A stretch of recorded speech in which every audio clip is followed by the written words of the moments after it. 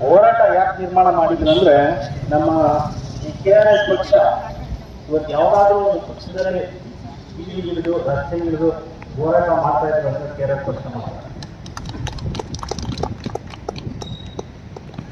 ಈ ಒಂದು ವಿಧಿ ಪ್ರಯೋಗ FSS ಇಲ್ಲಿ ದಾಖಲೆಗಳನ್ನ ಕೊಟ್ಟು ಪರಿಶೀಲನೆ ಬಂದ ನಂತರ ಕೂಡ 2005ರಲ್ಲಿ ಯಾವುದೇ ಒಂದು ಕ್ರಮ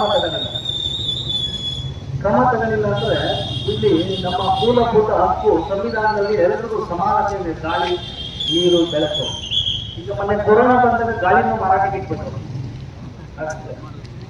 ಇಲ್ಲಿ ಶಿಕ್ಷಣ ಇತ್ತು, ಶಿಕ್ಷಣವನ್ನು ಮಾರಾಟಕ್ಕೆ ಇಟ್ಬಿಟ್ಟಿದ್ದಾರೆ.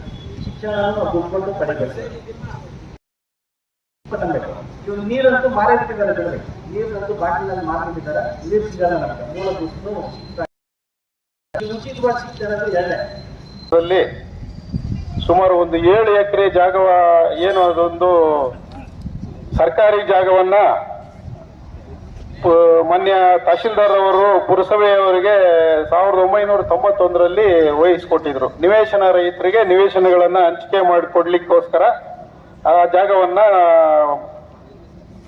ತಹಶೀಲ್ದಾರ್ ಅವರು ಪುರಸಭೆಯವರಿಗೆ ವಹಿಸಿಕೊಟ್ಟಿದ್ರು. ಅದರ ಪ್ರಕಾರವಾಗಿ ತಹಶೀಲ್ದಾರ್ ಒಂದು ಮಿಟೇಷನ್ ಕೂಡ ಮಾಡಿದ್ದಾರೆ. ಅದರ ಬಗ್ಗೆ ನಾನು ಈ ಒಂದು 7 ಎಕರೆ ಜಾಗವನ್ನ ಸರ್ಕಾರಕ್ಕೆ ನಿವೇಶನ ರಹಿತರಿಗೆ ಹಂಚಿಕೆ ಮಾಡ್ಲಿಕ್ಕೋಸ್ಕರ ನಾನು ಇದನ್ನ ಅವರಿಗೆ ವಹಿಸ್ಕೊಟ್ಟಿದ್ದೀನಿ ಅಂತೇಳಿ ಒಂದು ಮಿಟೇಷನ್ ಕೂಡ ಮಾಡಿರ್ತಾರೆ. ಈ ಜಾಗವನ್ನ ಯಾರೋ ಒಬ್ಬ ಮಾನ್ಯ ಭೂಮಾಫಿಯಾ ದೊರೆ ಒಬ್ರು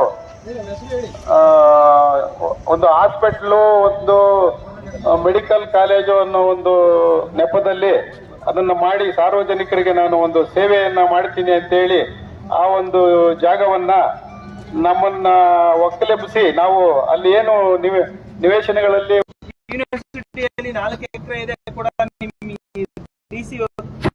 ನಿಮ್ಮ ಅಂಡರ್ಲ್ಲೂ ಕೂಡ AC